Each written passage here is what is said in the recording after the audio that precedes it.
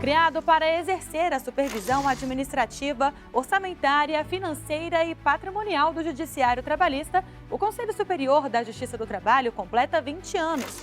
Nessas 2 décadas, o órgão reafirma o compromisso com a transparência e a efetividade, além de integrar e aperfeiçoar a prestação jurisdicional em todas as regiões. O CSJT contribui com o progresso social por meio de programas voltados à promoção do trabalho digno. O Revista TST de hoje traz uma reportagem que conta essa trajetória. Também nesta edição, família deve ser indenizada por morte de auxiliar após explosão em fábrica. Cláusula com prefixação de horas extras de Marítimos do Pará é considerada válida. TST retira restrição de saída do Brasil imposta a sócios de empresa devedora.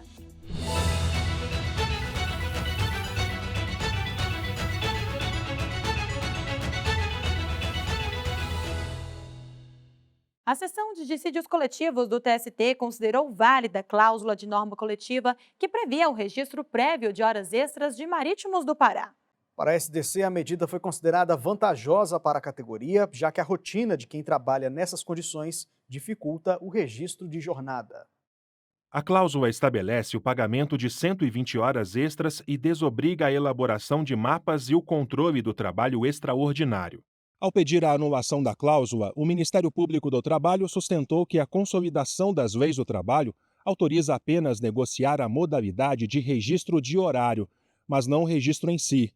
Argumentou ainda que a CLT, a fim de resguardar o direito ao descanso, estabelece limites para a prorrogação de jornada, além de intervalo intrajornada e repouso semanal de 24 horas consecutivas.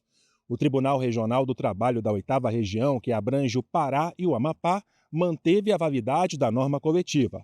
A decisão levou em conta as peculiaridades da rotina da categoria, que trabalha embarcada e enfrenta dificuldades de registrar o ponto nos moldes tradicionais. O TRT também considerou a previsão vantajosa para os trabalhadores, conforme admitiu o próprio sindicato. Em recurso ao TST, o MPT argumentou, entre outros pontos, que a supressão do registro de jornada viola os princípios da dignidade da pessoa humana e do valor social do trabalho, além de configurar retrocesso social. Também defendeu que o respeito aos limites da jornada visa reduzir os riscos do ambiente laboral. O relator do recurso na sessão de dissídios coletivos, ministro Ives Gandra, manteve a decisão do regional. O ministro observou que, segundo o sindicato, a cláusula tem mais de 40 anos, o que afasta o argumento de retrocesso social. O ministro lembrou que o TST consolidou o entendimento de que é válida a negociação coletiva para marítimos com previsão de pagamento de horas extras de forma pré-fixada. O vice-presidente do TST, ministro Maurício Godinho Delgado, acompanhou o relator. Examinando as peculiaridades ao trabalho marítimo e a necessidade de se conferir eficácia às convenções, principalmente num contexto de uma categoria muito peculiar, firmou o entendimento no sentido de ser válida a pré-fixação de horas extras por norma coletiva. Em decisão unânime, a SDC considerou válida a norma coletiva. Não cabe mais recurso. Vamos agora para a seção 2 de dissídios individuais. O colegiado concedeu habeas corpus para retirar registro que impedia os sócios de uma empresa de saírem do Brasil. Segundo o colegiado, a medida equivalente à apreensão de passaportes é desproporcional e não contribui para o pagamento da dívida. A repórter Michele Chiapa tem os detalhes desse caso para a gente agora. Oi, Michele. Oi, Anderson. Olá, Luana. Na ação trabalhista, a empresa de logística e distribuição de carga foi condenada a pagar cerca de R$60 mil relativos a diversas parcelas trabalhistas à sobrinha do dono. Como não foram encontrados bens ou dinheiro em contas bancárias da empresa e houve o encerramento das atividades, o juízo de primeiro grau direcionou a execução aos sócios, após a informação do oficial de justiça de que eles estariam com viagem marcada para fora do Brasil. Prevaleceu o entendimento de que estariam mantendo em benefício próprio despesas que denotam ostentação. Por isso, foi determinado o registro de impedimento de saída do território nacional nos bancos de dados da Polícia Federal. Os sócios, no caso o empresário e a esposa dele, recorreram ao Tribunal Regional do Trabalho da 10ª Região, que abrange o Distrito Federal e o Tocantins, Sustentaram que a viagem foi custeada pela filha, que estava grávida, e que a restrição de sair do país os impediria de conhecer o futuro neto, além de privá-los da convivência com familiares. O pedido, porém, foi negado. Para o TRT, a medida restritiva era necessária para fazer com que os devedores cumprissem as obrigações, cujo valor já estava em R$ 85 mil. Em recurso ordinário ao TST, os sócios alegaram que, após a restrição, já estava em processamento a determinação de desconto de 30% sobre a aposentadoria recebida por um deles, para quitar a dívida. A relatora do caso, na seção 2 de dissídios individuais, ministra Liana Schaibe, aceitou o pedido. Ela explicou que as provas apresentadas demonstram que a execução tem seguido o curso regular, com a adoção de medidas constritivas típicas, como a penhora da aposentadoria. Além disso, segundo a declaração de imposto de renda, os sócios executados não têm outros bens aptos ao cumprimento da obrigação. Também ficou comprovado que as passagens internacionais foram compradas pela filha do casal.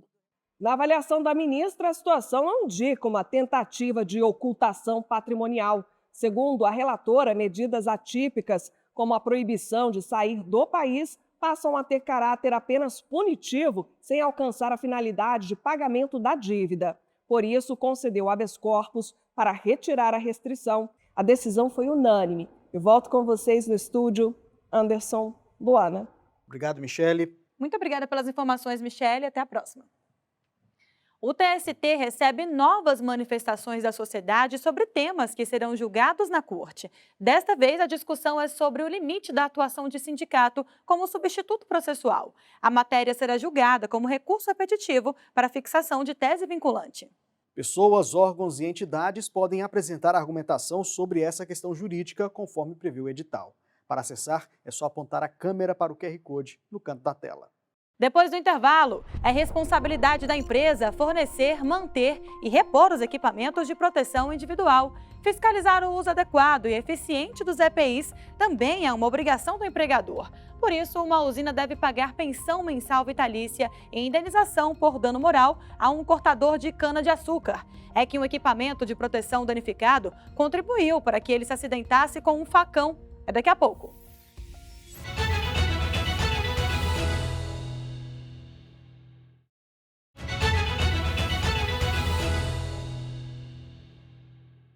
A quinta turma condenou uma usina a pagar pensão mensal vitalícia e indenização por danos morais a um cortador de cana-de-açúcar que se feriu com um facão, mesmo usando equipamento de proteção individual. A decisão se baseou na responsabilidade da empresa em fornecer, manter e fiscalizar o uso adequado de EPIs, o que, segundo o colegiado, não foi comprovado no caso. O cortador de cana trabalhava em uma usina, em Pontal, no interior de São Paulo. Durante o trabalho, ele se feriu com um facão e perdeu 5% dos movimentos do pé esquerdo. Na ação trabalhista, o homem alegou que utilizava um equipamento de proteção individual danificado e isso teria contribuído para o acidente. Em primeiro grau, ele obteve direito à indenização e à pensão mensal vitalícia, mas a empresa recorreu ao Tribunal Regional do Trabalho da 15ª Região, em Campinas, e o TRT afastou as reparações.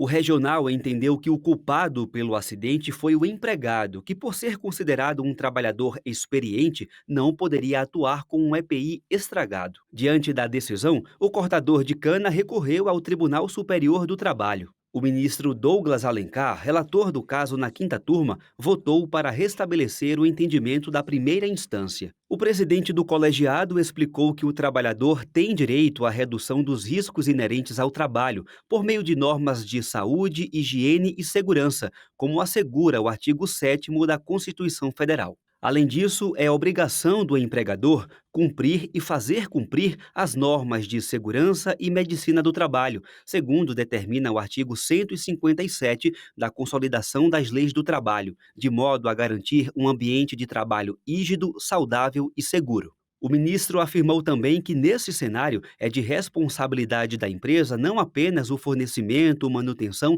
e reposição dos equipamentos de proteção, mas ainda a fiscalização do uso adequado e eficiente dos EPIs, o que não ficou comprovado no caso. O voto foi acompanhado pela ministra Morgana Richa e pelo ministro Breno Medeiros. Com isso, a usina de cana-de-açúcar foi condenada a indenizar o trabalhador em R$ 35 mil por dano moral, além de pagar pensão mensal vitalícia a ele. A empregadora entrou com embargos de declaração ainda não julgados. E a gente continua falando de acidente de trabalho, Luana. A família de um auxiliar de produção morto em explosão no local onde prestava serviço vai receber indenização de R$ 400 mil. A Condor Indústria Química de Nova Iguaçu, no Rio de Janeiro, foi responsabilizada pela morte do trabalhador em razão da falta de segurança e da ausência de comprovação de caso fortuito. A decisão é da 6ª turma e é para lá que nós vamos agora conversar com a repórter Samantha Flor. Oi, Samantha. Olá, Luane Anderson. O auxiliar de produção não resistiu às queimaduras provocadas por uma explosão no galpão da fábrica. Ele tinha 44 anos e morreu 2 dias depois do acidente. A família alegou que o trabalhador atuava em condições precárias, em um ambiente abafado, sem estrutura adequada nem equipamentos de proteção. A empresa, que fabrica munições não letais e produtos pirotécnicos, contestou as acusações e disse que o acidente foi imprevisível. Mas o juízo de primeiro grau entendeu que a empresa já havia registrado outros acidentes semelhantes e não conseguiu comprovar que tomou todas as medidas necessárias para evitar a tragédia. A indenização foi então fixada em R$ 100 mil, sendo 50 mil para cada familiar. O Tribunal Regional do Trabalho da 1ª Região no Rio de Janeiro entendeu que o valor não refletia a dor e as perdas causadas. A condenação foi então elevada para R$ 400 mil. A empresa recorreu ao TST. O relator do caso, na 6ª turma, ministro Augusto César, destacou que mesmo com a reforma trabalhista, que estabeleceu um teto orientativo para esse tipo de indenização, o valor pode ser ajustado de acordo com as circunstâncias de cada caso. Para o colegiado, o valor foi proporcional ao dano sofrido pela família, devido à gravidade do acidente. Por isso, em decisão unânime, a 6ª turma manteve a indenização em R$ 400 mil. Volto com vocês no estúdio. Lembrando que ainda cabe recurso dessa decisão. Muito obrigada pelas informações, Samantha, e até mais. Fechando nosso giro pelas turmas, uma construtora de São Paulo deve indenizar a companheira de um encarregado de obra morto num acidente de trabalho. Ele era oficialmente casado com outra mulher. O direito da companheira foi reconhecido pela 2ª turma com base no longo relacionamento extraconjugal em que havia dependência econômica. O operário era empregado de uma empreiteira e prestava serviços para uma construtora. O acidente ocorreu em dezembro de 2011, quando uma placa de concreto se soltou. Ele foi atingido e morreu. Na ação trabalhista, a mulher alegou que foi companheira do encarregado por 15 anos e que dependia economicamente dele. Em defesa, as 2 empresas justificaram que, para ter algum direito, ela deveria primeiro propor uma ação na Justiça Comum para reconhecimento de união estável. Mas, como o trabalhador era casado com outra pessoa, haveria impedimento legal para isso. Argumentaram ainda que já tinham firmado acordo em outro processo com a esposa e os filhos do falecido. O Tribunal Regional do Trabalho da 2ª Região, na capital paulista, reformou a sentença que havia rejeitado o pedido de reparação. Com base em depoimentos de testemunhas, o TRT condenou as empresas solidariamente a pagar indenização por dano moral e pensão mensal vitalícia, equivalente ao último salário do empregado, até a companheira atingir 75 anos. A decisão do regional foi fundamentada na dependência econômica, na longa duração do relacionamento e nos filhos que nasceram dessa relação. Insatisfeita com a condenação, a construtora tentou rediscutir o caso no Tribunal Superior do Trabalho. A empresa argumentou que não compete à Justiça do Trabalho declarar a existência de união estável ou concubinato, quando 2 pessoas vivem juntas, mas não podem se casar, por se tratar de matéria exclusiva de juízo civil ou de família. Mas a relatora do agravo, ministra Adelaide Miranda Arantes, destacou que, para se chegar à conclusão pretendida pela empresa, seria necessário reexaminar provas, o que é proibido pela jurisprudência do TST. O recurso foi rejeitado pelo colegiado, que também negou os embargos de declaração apresentados. Agora, a construtora tenta recorrer ao Supremo Tribunal Federal. O Tribunal Superior do Trabalho é referência quando o assunto é sustentabilidade. Não foi à toa que o programa Carbono Neutro da Corte conquistou o primeiro lugar na categoria Governança Social e Ambiental de Projetos Concluídos na 5ª edição do Prêmio Conexão Inova. A premiação é realizada pela Rede Conexão Inovação Pública e busca reconhecer projetos e práticas inovadoras no setor público brasileiro. O programa de sustentabilidade do TST inclui o uso de energia solar, a substituição de lâmpadas fluorescentes pelas de LED e a eliminação de materiais descartáveis, entre outras estratégias. Para mais informações, acesse o site tst.jus.br. A seguir, direitos humanos e tecnologia. Temas que estão em alta e ganham destaque na mídia. Para valorizar produções que evidenciam a cidadania nesse contexto, o Poder Judiciário lançou o 2º Prêmio Nacional de Jornalismo. Já já os detalhes.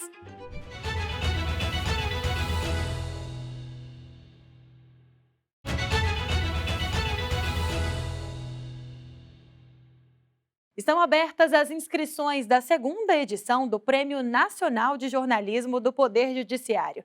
Este ano, a premiação destaca os direitos humanos e a tecnologia. Podem concorrer trabalhos publicados entre 1º de fevereiro de 2024 e 31 de janeiro de 2025. O objetivo é valorizar reportagens que evidenciem o papel do Judiciário na promoção da cidadania. Este mês, o Conselho Superior da Justiça do Trabalho celebra 20 anos de instalação. Nessas 2 décadas, o CSJT implementou projetos inovadores e iniciativas estratégicas que fortaleceram a atuação da Justiça do Trabalho. A repórter Larissa Batista preparou uma reportagem especial sobre o assunto. Vamos ver.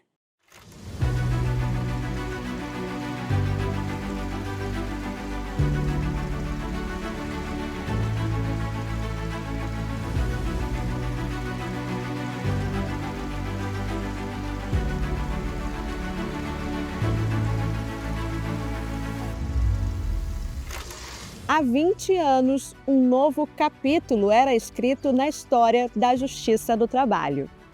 Em junho de 2005, houve a instalação de um órgão que possuía diferentes missões: unir, modernizar e fortalecer o funcionamento do Judiciário Trabalhista brasileiro. E o que um dia foi apenas ideia, agora é realidade, que inclusive se expande ano após ano. Eu estou falando sobre a atuação e existência do Conselho Superior da Justiça do Trabalho. A minha ideia foi a criação de um órgão de supervisão que contasse com a presença de tribunais regionais do trabalho e de alguns juízes de 1º grau, uma maioria de ministros do TST. Daí a criação do primeiro Conselho Nacional, o Conselho Superior da Justiça do Trabalho. Era uma mudança de toda a estrutura do Poder Judiciário, porque discutia-se antes, não é, que necessitava o Poder Judiciário ter um controle externo.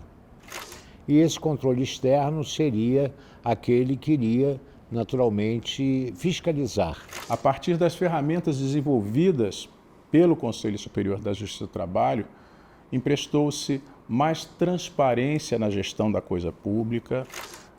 As pessoas interessadas, qualquer pessoa interessada tem acesso a informações sobre processos, sobre a natureza dos processos que nós temos julgado, sobre o desempenho da magistratura trabalhista ao lidar com essa questão tão delicada que é o interesse do cidadão, da cidadã jurisdicionados da Justiça do Trabalho. Em 8 de dezembro de 2004, por meio da promulgação da Emenda Constitucional 45, também conhecida como Reforma do Judiciário, o Conselho Superior da Justiça do Trabalho foi criado.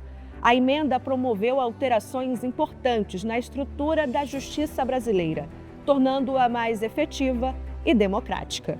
O povo brasileiro disporá, independentemente de classe social, de meios jurídicos idôneos para obter do Poder Judiciário uma solução para os seus conflitos. Com a reforma do Judiciário, ficou estabelecido um prazo de 180 dias para que o Tribunal Superior do Trabalho elaborasse o funcionamento do novo órgão. Após a aprovação de um regimento interno pelo Tribunal Pleno, a instalação do CSJT foi de fato concretizada, em 15 de junho de 2005. O tribunal editou uma resolução estabelecendo quais seriam os procedimentos devidos para aquelas novas ações. Quando nós editamos essa resolução, nós ficamos numa expectativa danada do que ia acontecer. Felizmente, o mundo jurídico todo acompanhou, respeitou e não houve nenhum problema, as ações começaram a correr e tal. Então, aquilo foi algo que nos deu uma satisfação muito grande, porque já estava encaminhada a nova fase da Justiça do Trabalho. A instalação desse Conselho Superior da Justiça do Trabalho é um momento histórico cuja dimensão, como a maioria dos fatos importantes, só poderá ser avaliada no futuro. Desde já, no entanto, é possível assegurar que este Conselho lança, neste momento, as condições estruturais para a formação de uma nova cultura na Justiça do Trabalho. A cultura da unidade. A regulamentação das atividades do CSJT tramitou no Poder Legislativo brasileiro por quase 2 décadas. Foi somente em fevereiro de 2024 que o presidente da República, Luiz Inácio Lula da Silva, sancionou a Lei 14.824, que dispõe sobre a composição, competência e funcionamento do Conselho Superior da Justiça do Trabalho. E ela fortaleceu as atividades do Conselho, as competências do Conselho Superior da Justiça do Trabalho, de uma forma, assim, muito importante. Tanto que o regimento foi refeito, tem resoluções posteriores, né, recentíssimas, que examinam todas estas ampliações que vieram com a lei. Uma das coisas que a lei traz, de modo mais claro, é colocar o Conselho Superior da Justiça do Trabalho como órgão central do sistema, Justiça do Trabalho de primeiro e segundo grau, e uma das suas atribuições é coordenar as ações de tecnologia da informação. A tecnologia da informação é um item essencial hoje para qualquer organização, e assim tem sido no caso do Conselho. Hoje, o CSJT é composto pelo presidente e vice-presidente do Tribunal Superior do Trabalho, pelo Corregedor-Geral da Justiça do Trabalho, além de 3 ministros eleitos pelo Pleno do TST. A composição fica completa com 5 presidentes de tribunais regionais do trabalho, cada um representando uma das 5 regiões geográficas do país, além de um juiz ou juíza do trabalho. Atualmente, as reuniões são mensais na sede do Tribunal Superior do Trabalho. Durante esses 20 anos de história, o CSJT elaborou projetos e sistemas que facilitam o acesso à justiça trabalhista. Promovem e garantem a sua função constitucional de conciliar e julgar ações judiciais. O fato é que praticamente todos os anos nós alcançamos um crescimento no trabalho de conciliação da Justiça do Trabalho. Ela envolve os 24 TRTs e também o TST, ou seja, os 25 tribunais trabalhistas do nosso país. Neste ano, para se ter uma ideia, de 2025, a semana bateu todos os recordes. Ela ocorreu agora no mês de maio, ela está dentro da nossa veia, da nossa estrutura cardial, do nosso DNA, como se fala hoje comumente. O CSJT conseguiu reunir também os TRTs para a gente se unir do ponto de vista social, né? Para a gente fortalecer esses laços humanos, não só em relação a quem está dentro da Justiça do Trabalho, quanto em relação à sociedade. Novas tecnologias, melhorias na prestação jurisdicional, cortes orçamentários foram alguns desafios enfrentados pelo Conselho Superior da Justiça do Trabalho durante seus 20 anos de existência.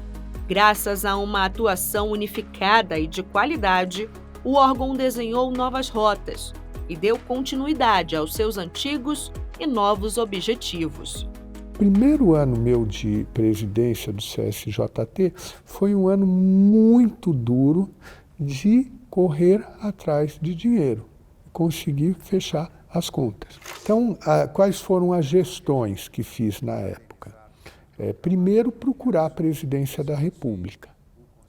Era possível uma medida provisória e foi uma lição, né, de disponibilidade, de harmonia dentro da Justiça do Trabalho. Por quê? Porque nós tínhamos que ver que tribunal tinha disponibilidade, ou que tribunal tinha orçamento para passar a verba de um para outro e vice-versa. Presidente, o que esperar do futuro do Conselho Superior da Justiça do Trabalho após tantos anos de atuação?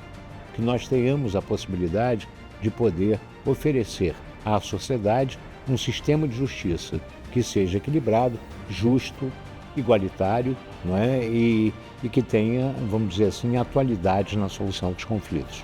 E os tribunais cada vez mais aperfeiçoados para essa finalidade. Então agradeço, os 20 anos devem ser celebrados, não é? Para que a nossa história seja conhecida por todos.